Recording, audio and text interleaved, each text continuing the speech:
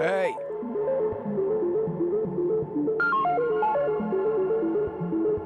I'm going to be kicking this off in like a minute.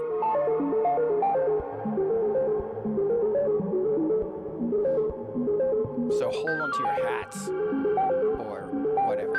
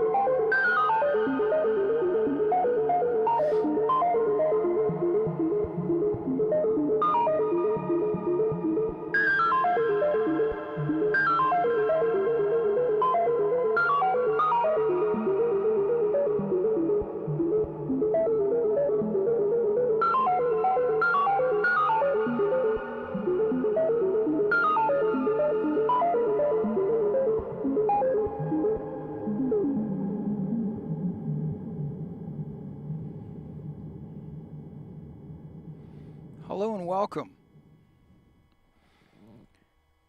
I am trying something new. This is called the Art of Synth. Welcome.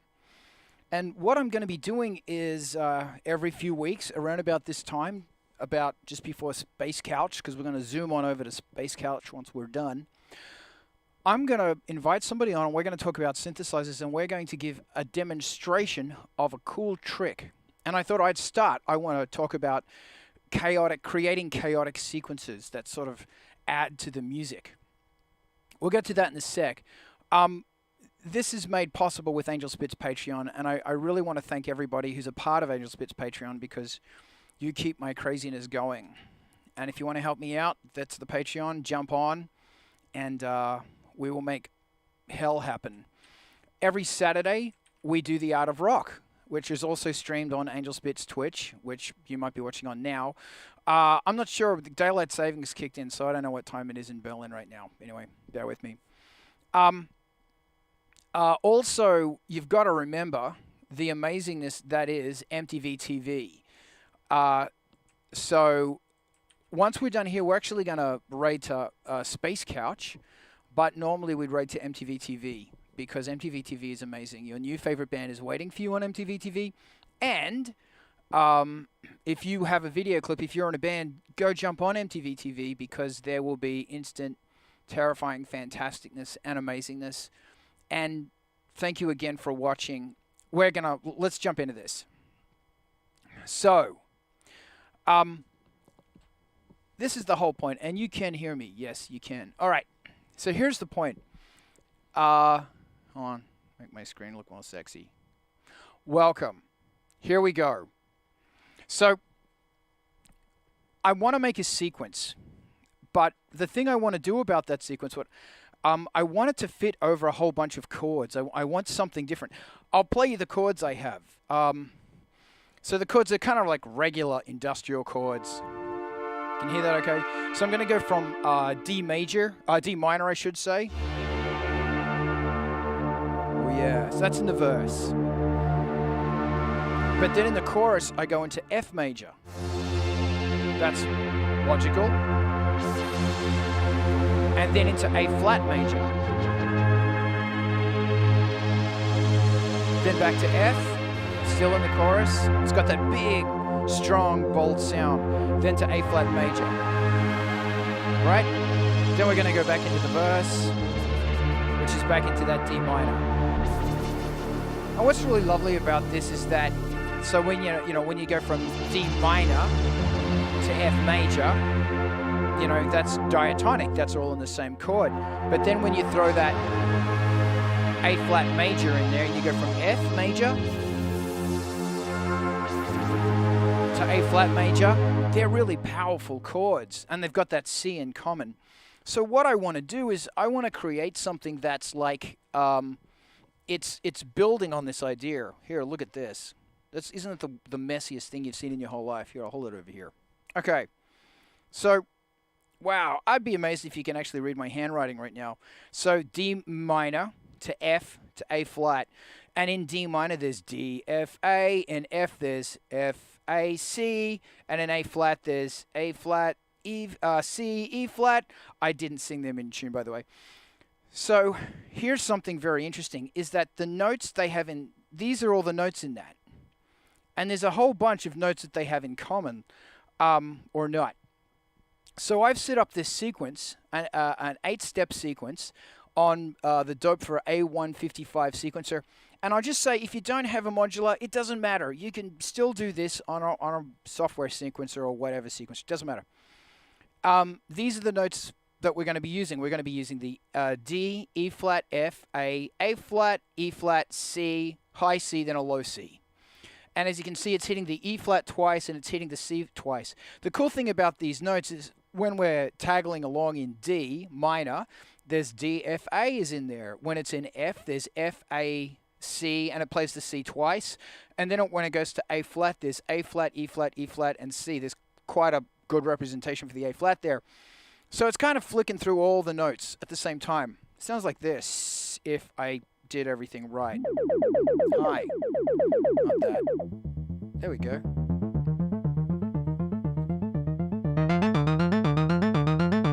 Ah, Carl, you're an idiot. There it is. Boom. So, before we go any further, what I want to do is I want to show you a trick that I like doing. And the cool thing about using an analog sequencer is that the output of that is, you know, we're going to choose those outputs by notes, by little dials. So, hold on, if I can actually do this right. Yes, yes, calm. So there's the first one. The first note, this is the first oscillator I'm using is the audio frequency generator. It's bloody awesome. I'm actually using the sub as well from this. So the first note hits a D slightly flat. Then it goes to the D sharp, and the D sharp's a little bit sharp because I'm coming straight off the sequencer knobs. Then it hits an F, which is pretty much dead on. Then it goes to the A, which is pretty much dead on. Then it goes to a G sharp or an A flat, which is ever so slightly sharp. Then it goes to an E flat, which is quite sharp. Then it goes to the C, which is a little flat. Then it goes to the low C, which is pretty much dead on. So, that's this dude speaking, and that's great. But here's something else really cool, is I'm using a Mazzatron waveform, Wavemorph VCO. You've probably never heard of Mazzatron. You should. Bloody awesome. This is a digital oscillator. And I've got the Quantizer turned on, so all the notes are pretty much dead on. You'll notice they're shifting a little bit just because I've got the bass of it ever so slightly out of tune. So it's going through the sequence again. It hits the D, it hits the E flat or D sharp, pretty much dead on. The F, A, G sharp, E flat, C, C. So if I play these guys together, and I just lost where, there it is. So I'm going to go through these guys together.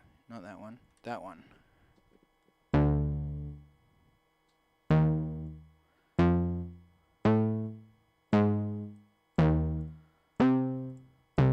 The cool thing that's going on here is as it's running through the cycles, the Mazzatron Wavemorph digital thing, and I'll just also, this little filter, this little oscillator is bloody great because you can go through, select the start point, and then say what voltage, what slope you want it to hit the next point. Then you select where that next point is. It's just great. It's a really, really fun little gadget. Actually, should I just spend 5 seconds? Hold on, should I do this? You know what? I'm gonna give me 3 seconds. This could be very loud. Right. So you can change the voltage point where it starts, the slope to the next one. the second voltage point.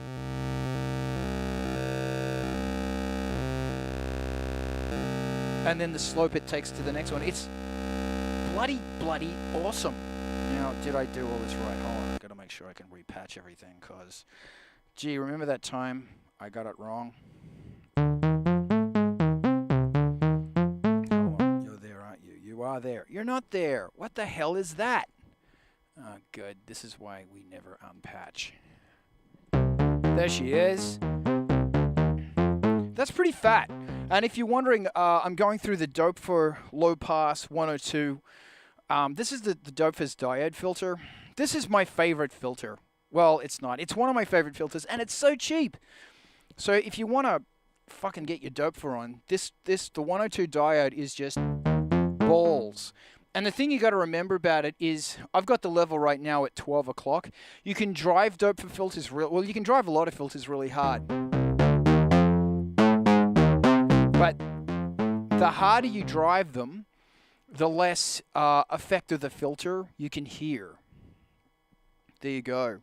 Isn't it fun? So this is what it sounds like when you hit play. That was good. Why can't I hear anything?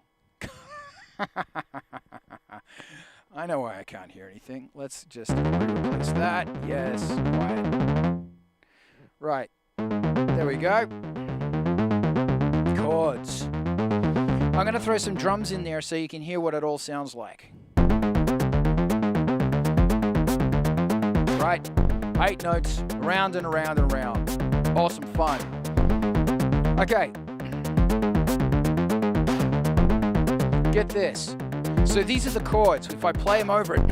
Now listen to that line, by the way. I'll give it a bit more highs. Right? It's saying something.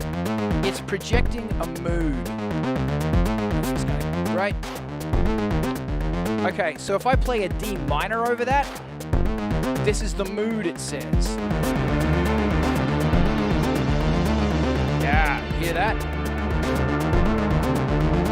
So in my verses where it's ticking away, hitting that mood, that's what it says. But when I go to the chorus, to the first F major, wow. Because of the chord over that repeating sequence, it changes. The mood of the sequence changes. Now I'm going to go to that A flat. Oh, it changes again. Same notes, back to that F.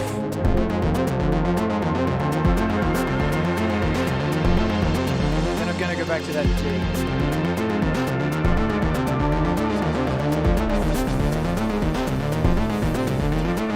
How cool is that? Love it. So that's a really simple sequence, and as shown by my really sporadic pieces of paper, it's basically going through playing all the notes in those chords. That's why I like throwing like a non-diatonic chord in there. Gee, look at my messy handwriting. It's shameful. So we can now do something really cool. That's my cool hand gesture with this sequence. So currently, it's winding away on 8. I'm going to mute the drums just for a sec. What I'm going to do is I'm going to bring that down, and this is a great thing about the sequence, the Doepfer, to 7. There.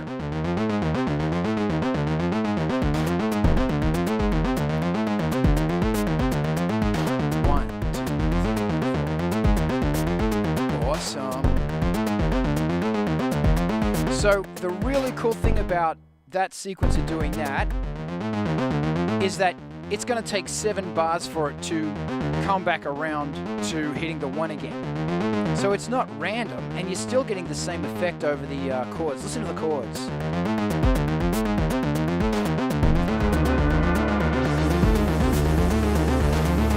That's my D minor. Back into my F major. Oh, that's fun. Then to my A flat major.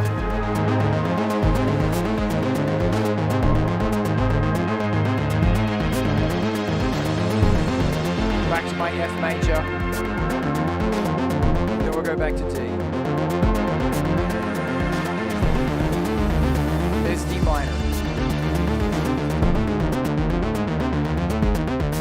Love it. Okay, cool.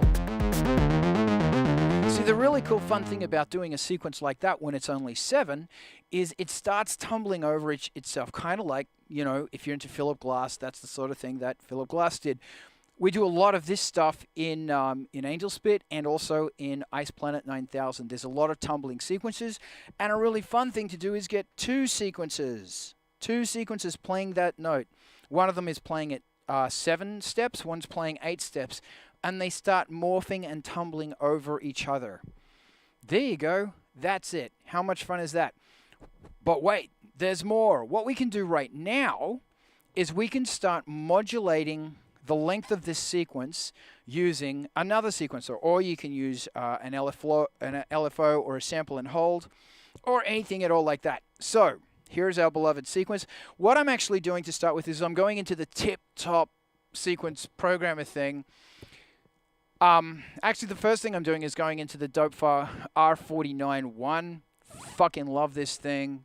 Thanks to Don Buchler for making Kaos. And every, I believe it's 2 bars, I'm sending it a pulse. Oh, one wonderful thing about this sequencer, by the way, this filter, the resonance. Oh my God. Listen to that. And if you just want a bass that is just fat and chunk, get rid of the resonance. Anyway, I'm going to leave you there. Like that. So, every 2 bars, is it 2 bars? Yeah, I think it's 2 bars. I'm sending a pulse to the Doepfer 149.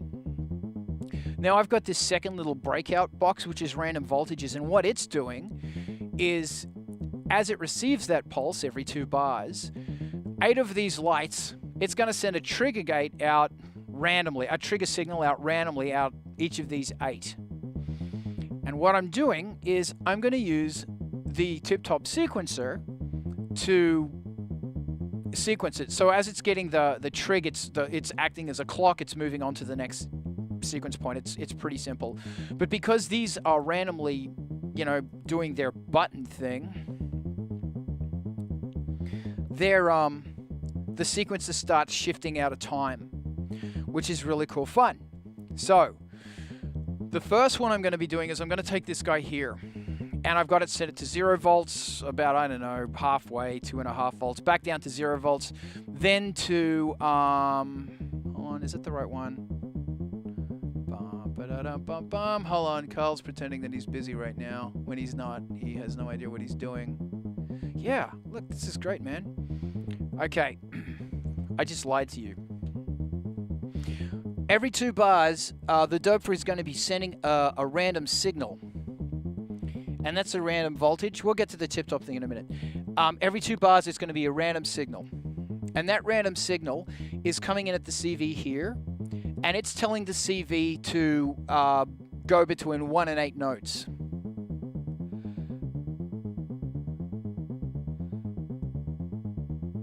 There we go. There's 4. Give you a bit of juice.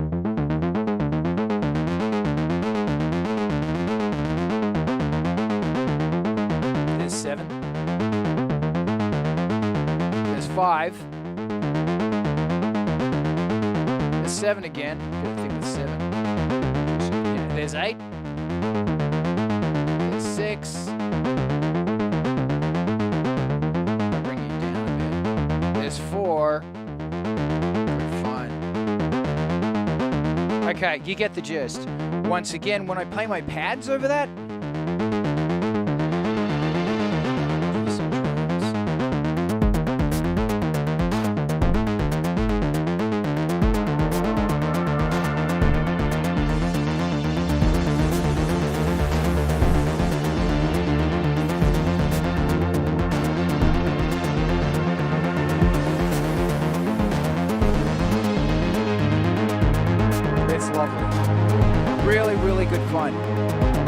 way that as those chords move over that sequence, it's changing the intent of the emotion of that sequence. And what's really cool and good fun about that sequence as well is that one oscillator is playing exactly. So the Mazzatron is playing exactly the notes, spot on. But the because it's being sequenced, it's being quantized. The audio frequency generator, the AFG, is playing kind of roughly. So with each note of every point of the sequence, the notes are slightly out of tune, therefore more organic. Cool. So that's the first fun thing we can do. The second fun thing we can do is the Mazzatron's got this really wonderful thing on it where you can throw a voltage into it and it'll change the octave. And I'm doing the same thing here. What I've done here is, now I'll tell you about this ingenious bloody thing I'm doing. So every 2 bars it sends a pulse to the audio random bloody thing, the A49, 149, which is then sending a random trig out. So it might get it every 2 bars, might get it every 4, 8, 16 bars, who knows. But as it gets it, it's going to move it across to the next sequence. Move it across to the next step of the sequence. First time, 0 volts. Second time, about half, 2.5 volts kind of. Third time, sort of 0 volts. Fourth time maybe about 4 volts. But what I'm doing is I'm also now running that into the Doepfer SLEW limiter. Man, SLEW limiters, so underused. And what the SLEW limiter is doing is instead of it being a step, so instead of it going step, step, step, it's going smooth up, then smooth back down. Sounds like this. And you'll hear the octave changing. There it is. So currently, I think that's, I have no idea. That's on number 4 over here. It's like waiting for grass to grow. I stole this idea from Tangerine Dream, of course. There we go. Hear it slowly falling through the octaves?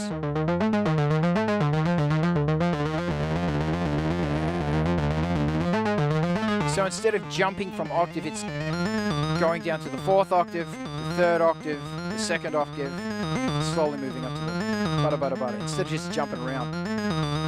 That's lovely fun.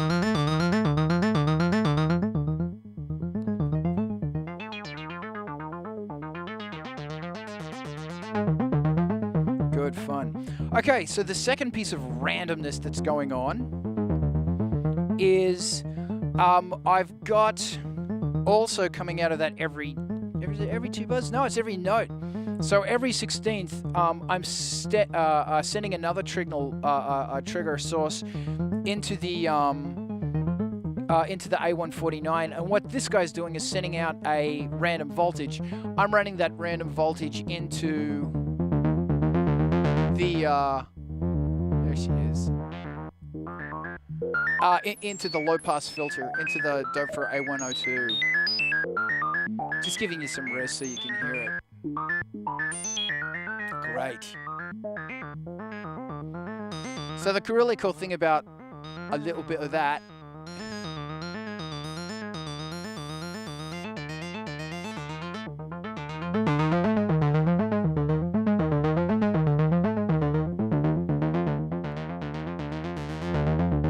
fun thing about that is we're now giving the sound more random shape. So instead of a sequence going all the way, ba-doom, let's play with that for a bit.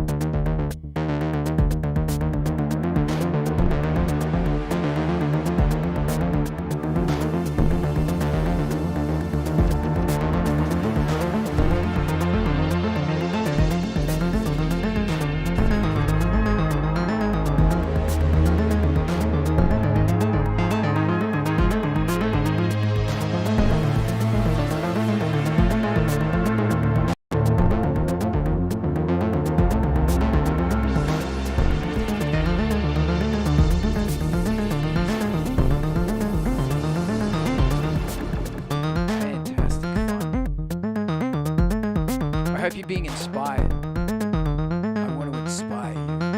All right. So now we're in Random Town. Another really fun thing we can do with Random Town is we're going to throw it into a phaser because God damn it. Do you need a reason to throw things into a phaser? No. No, you do not. Do I have a cable for that phaser? Yes. Yes, I sort of do. All right.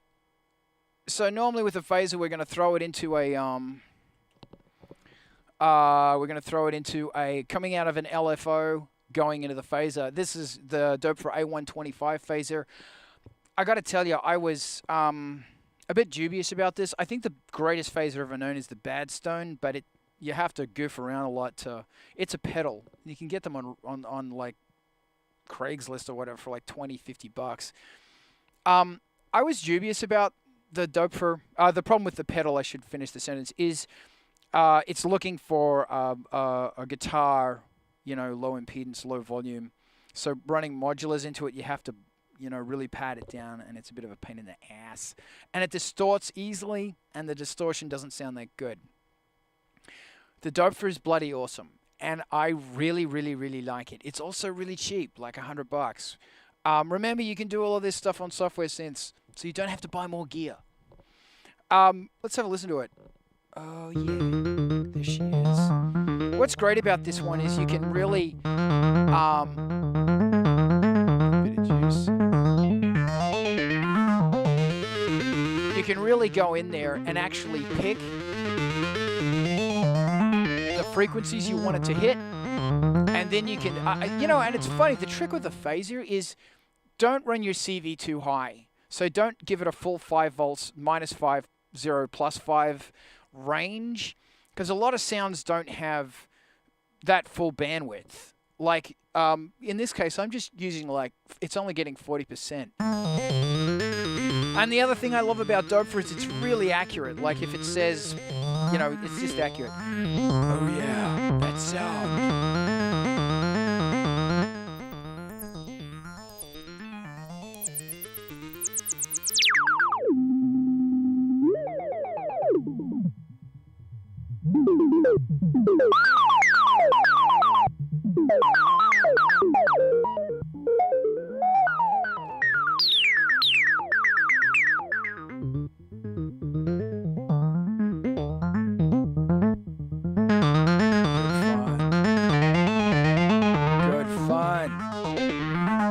So while we're on the subject of good fun, and if you got a question, throw it in the comments, and I'll try and get to it.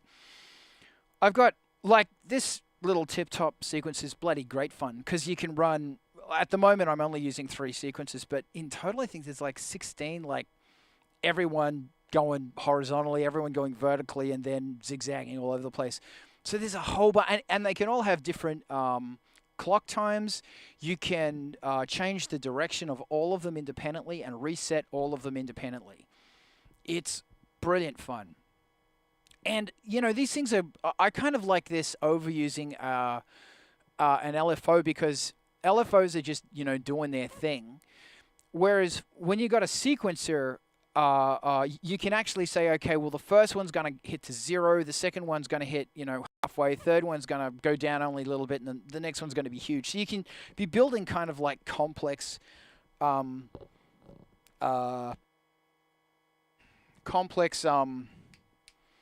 envelopes, thank you, out of them. And they're great. And then you always run them through a SLEW limiter so they're smooth. I'm not going to run everything through the BAT. The DV from bloody Noise Engineering. This thing is insane. It's really good.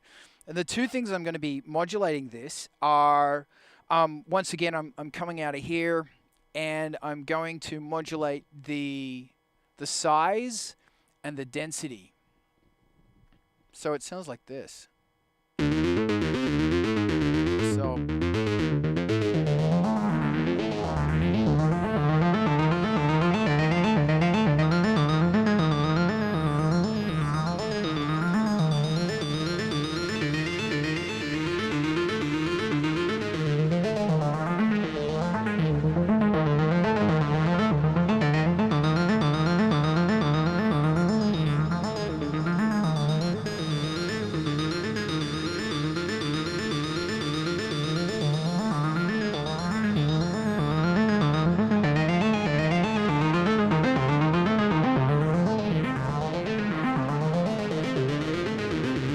what it's doing is it's pushing the signal in and out of the reverb tank, and it's also changing the dimensions of the reverb tank, putting it simple. So the whole thing continues to live. So once again, let's talk about those chords.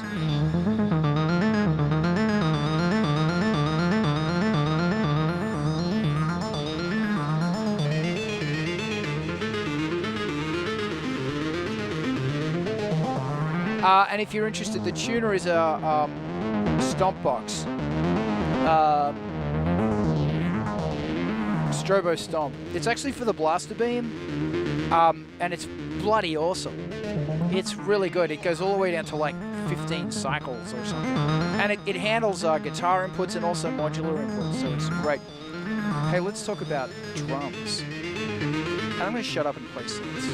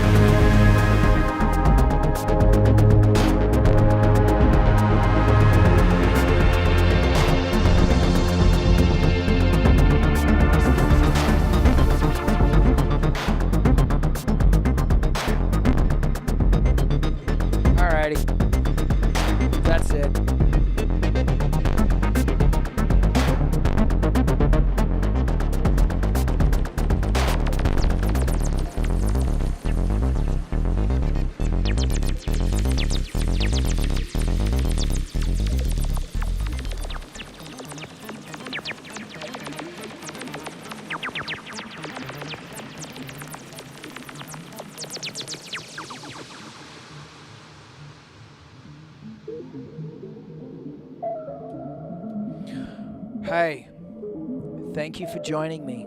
I had a ball. I hope you've learned something. I hope you're inspired. If you have any questions, throw them in right now. And if you're bored and you want to help a dude out, remember Angelspit's Patreon, because there's always mayhem going on there. Always, always, always. And you can help me as little as $3 a month. Also, every Saturday we're doing Art of Rock. That's on Angelspit's Twitch. Please join us. Please follow Angelspit's Twitch. It's really good fun. That went a little longer than I was anticipating because I was just having some excellent fun. And again, thank you. Space Couch doesn't start for 15 minutes. So what I want you to do, thank you, Alex. And thank you, Had to Get Forget. Awesome, man. Thank you so much.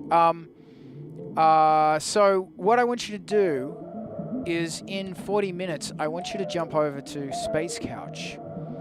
That's what I want you to do. But right now, we're going to raid on over to MTV TV because MTV TV is bloody awesome. And then fling on over to Space Couch. So thank you for joining me. I really had fun. I'm going to attempt to raid. And Diana, if this doesn't raid, if you could help me out. Boom. Off to MTV TV you go. And I'll play you out. Play you out.